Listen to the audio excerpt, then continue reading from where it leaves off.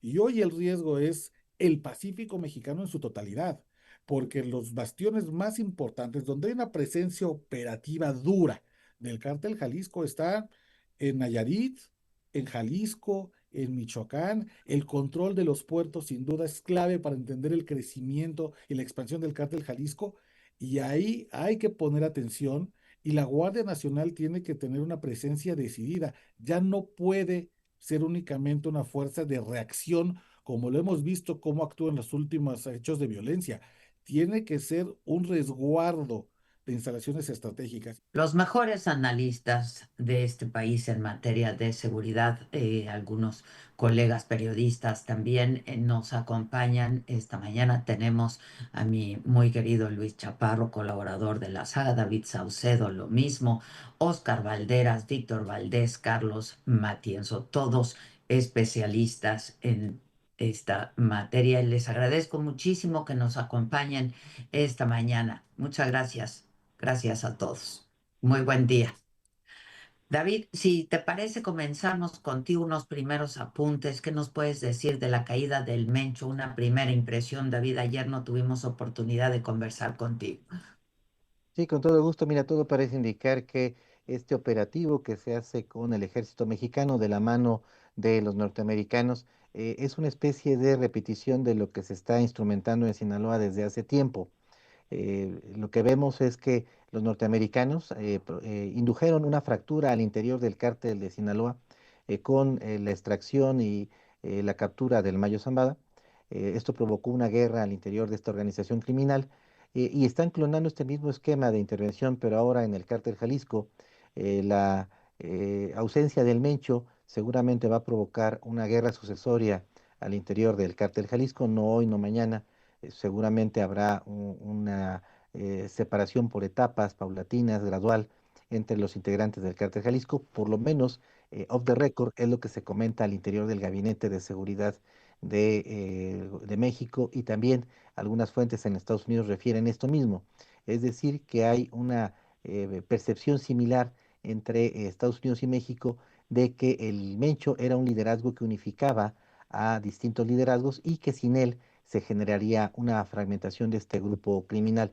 Esto, en la perspectiva de los Estados Unidos, traería como consecuencia una reducción de la capacidad del cártel Jalisco para el transporte, producción, comercialización de drogas ilícitas. Reitero, esta no es una perspectiva que yo comparta, me parece que es un análisis muy deficiente. Esta es más bien la lógica que está detrás de este operativo, inducir una fractura al interior de los grupos del narcotráfico, que es más o menos el mismo patrón que se ha estado instrumentando en México desde hace tiempo. A ver qué opinas. Te escuchamos a ti, Luis Chaparro. Buen día a ambos. Yo creo que definitivamente, digo, coincido completamente con lo que dice mi estimado David Saucedo. Creo que una de las cosas que también, digo, sumando al análisis, tendríamos que estar monitoreando y revisando es justamente lo que sigue para el cártel Jalisco Nueva Generación. Usualmente las organizaciones criminales, sobre todo de un tamaño importante, como lo fue en su momento el cártel de Juárez, por ejemplo, y más recientemente el cártel de Sinaloa, lo que sucede cuando hay una falta de liderazgo es una pelea interna por el liderazgo, por el control del territorio, por mantener un estatus, y entonces pasan dos situaciones interesantes.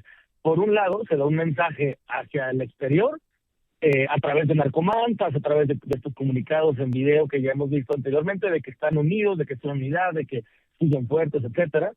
Y por otro lado, al interior empieza a haber una verdadera guerra, y estas facciones que se vuelven más pequeñas, digamos, después de que son una facción muy grande y se vuelven dos facciones pequeñas o tres facciones pequeñas, se vuelven más violentas y son capaces de generar violencia más cruda, más focalizada, y creo que eso va a ser interesante de ver para lo que siga.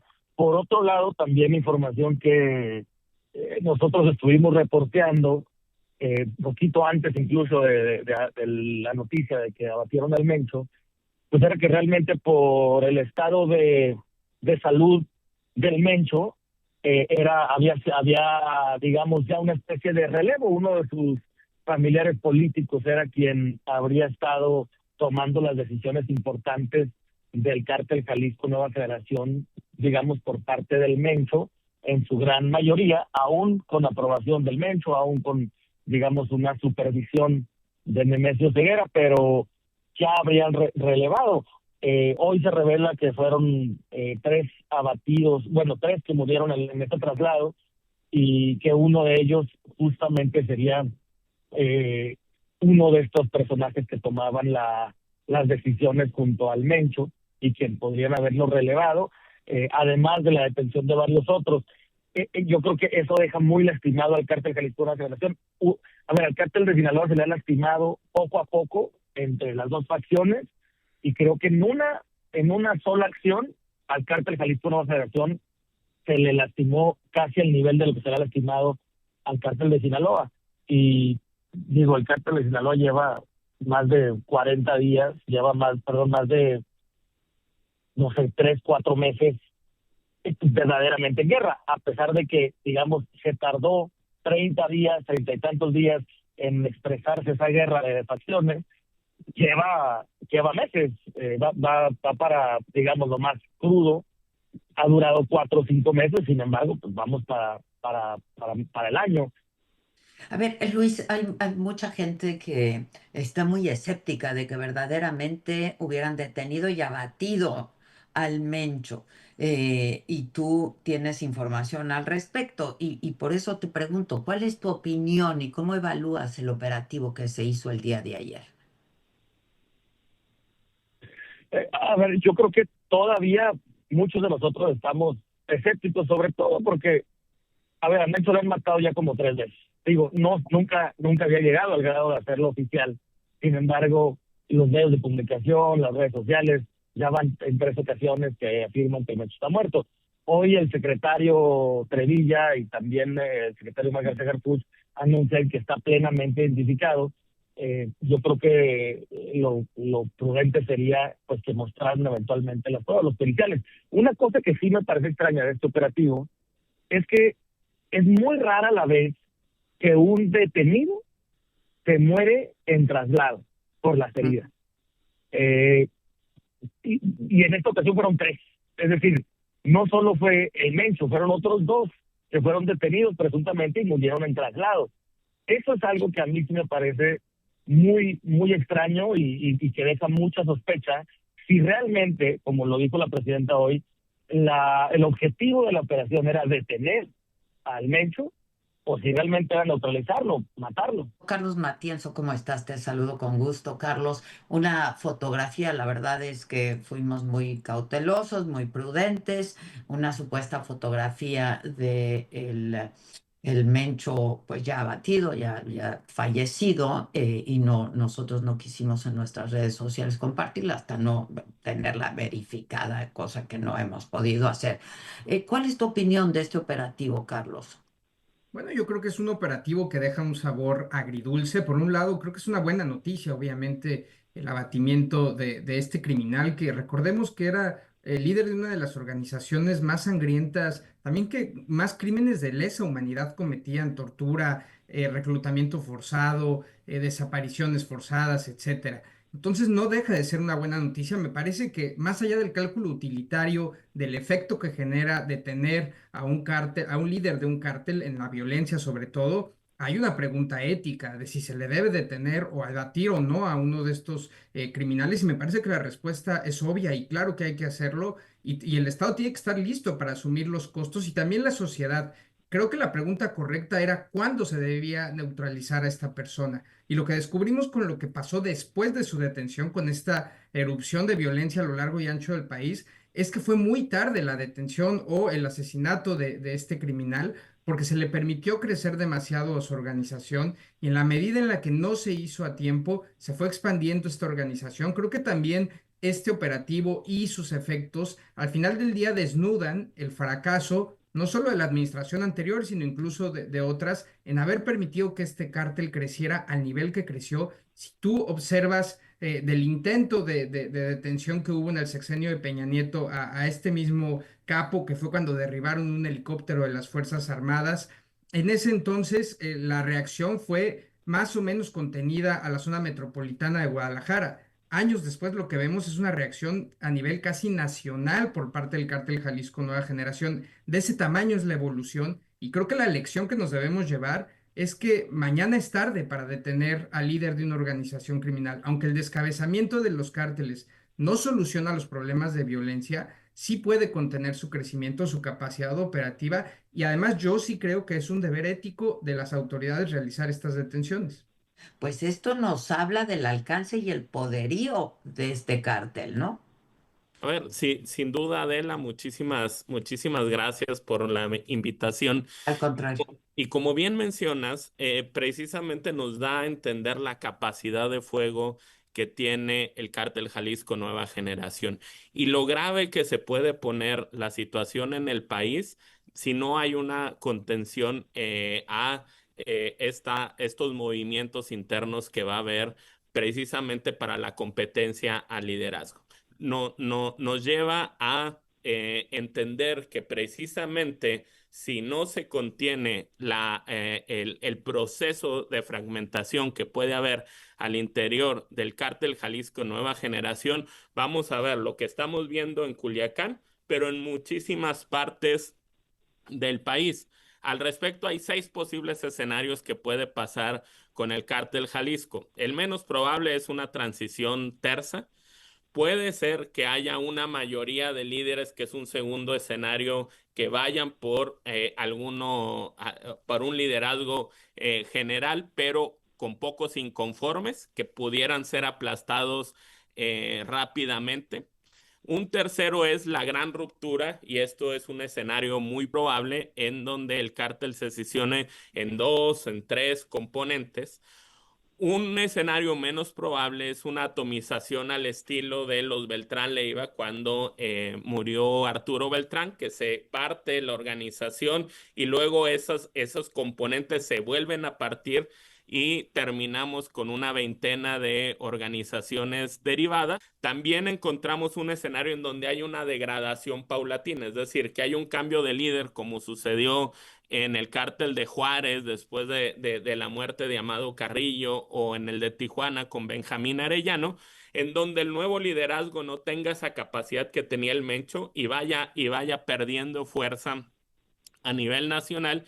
Y la sexta, que es una especie de comodín, que sea una invasión de los territorios por parte de competidores, incluso rompimiento de las alianzas que ya se tienen. Y pues dependiendo de qué tan tersa sea la transición, vamos a ver una escalada o no de violencia y también ver en qué zona se puede dar esto. Oscar Valderas, ¿tú coincides con esto que estamos comentando, Oscar? ¿Qué puede pasar? ¿Qué implicaciones va a tener la caída del Mencho para este cártel?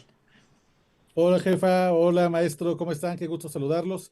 Yo coincido con estos escenarios que traza Víctor, pero además déjame darle una lectura adicional a lo que vimos con el despliegue de violencia, porque no se trató solamente de una reacción del cártel Jalisco a la muerte de su líder, porque mucha gente, me parece una duda bastante razonable que tenían. ¿Por qué, si ya se había confirmado que el Mencho había sido asesinado, abatido, digamos, en el eufemismo del gobierno, por qué continuaron los bloqueos? ¿Por qué seguimos viendo expresiones como incendios de negocios, como incursiones armadas en espacios públicos? Porque la lógica del narcobloqueo, al menos la que aprendimos en el tema del Culiacanazo, era presionar al gobierno mexicano para que devolviera a un personaje ya detenido, y entonces a partir de ahí se hace una especie de extorsión. En el caso, pues no había forma de devolver al Mencho, ya sabíamos que había muerto en el tránsito aéreo hacia la Ciudad de México. Y lo que hicieron parte del Cártel Jalisco también fue que los propios jefes de plaza, en estos 22 entidades donde hay un dominio por parte del Cártel Jalisco, salieron a aventar el currículum criminal. En esta sucesión, que yo coincido con el maestro Víctor, que va a ser lo más probable muy desordenada y por lo tanto violenta, los liderazgos criminales salieron a decir: miren cómo yo tengo capacidad de convocatoria, fíjense que yo sí tengo la capacidad de sacar a la gente a las calles, de ordenarles la quema de vehículos, el robo de motocicletas, el incendio de establecimientos. Fue una demostración de poder, para que cada uno de estos jefes de plaza, que está alineado a distintas facciones, pudieran elevar la mano y decir, oigan, cuando estén buscando quién va a suceder al Mencho, no se olviden de que yo tengo ciertas capacidades, ciertos talentos criminales para hacerlo. Porque además hay que pensar en el cártel Jalisco como una empresa criminal. Y las empresas legales, cuando el CEO muere o está ausente, comienza una competencia callada entre directores, ¿no? Para ver quién es el que se queda con el Ujú, poder. ujú. Y cada uno va a decir, miren, yo soy el bueno, pues porque yo generé tantas ventas, no, yo soy el bueno porque yo innové en tantos mercados, no, yo soy el bueno porque yo soy el... En el caso de las empresas ilegales, la mejor manera para demostrar que tienes las competencias necesarias para ser el siguiente líder es la demostración de violencia. Esta mañana la presidenta dijo que no había un solo bloqueo ya en las carreteras del país, que el país estaba en calma, pero no, esto no es garantía de nada. Sí, porque además la guerra en Sinaloa ha probado que no es solamente la guerra en Sinaloa. Es una expresión que inició en Culiacán y que de pronto vimos que en municipios donde hay una alta percepción de seguridad, esto marcado por el INEGI en la última ENSU, como Los Mochis, comienza a contaminarse del conflicto entre los Chapitos y la Malliza. Y de pronto la guerra en Sinaloa se vuelve también un conflicto en Baja California, en Sonora, en Colima. Es decir, vemos esta ola expansiva, yo lo pienso como si aventáramos una piedra dentro de un vaso con agua y cómo empieza a expandirse. Y creo que ese es el gran riesgo. Y hoy el riesgo es el Pacífico mexicano en su totalidad, porque los bastiones más importantes, donde hay una presencia operativa dura del cártel Jalisco, está en Nayarit, en Jalisco, en Michoacán. El control de los puertos sin duda es clave para entender el crecimiento y la expansión del cártel Jalisco. Y ahí hay que poner atención y la Guardia Nacional tiene que tener una presencia decidida. Ya no puede ser únicamente una fuerza de reacción como lo hemos visto cómo actúa en los últimos hechos de violencia.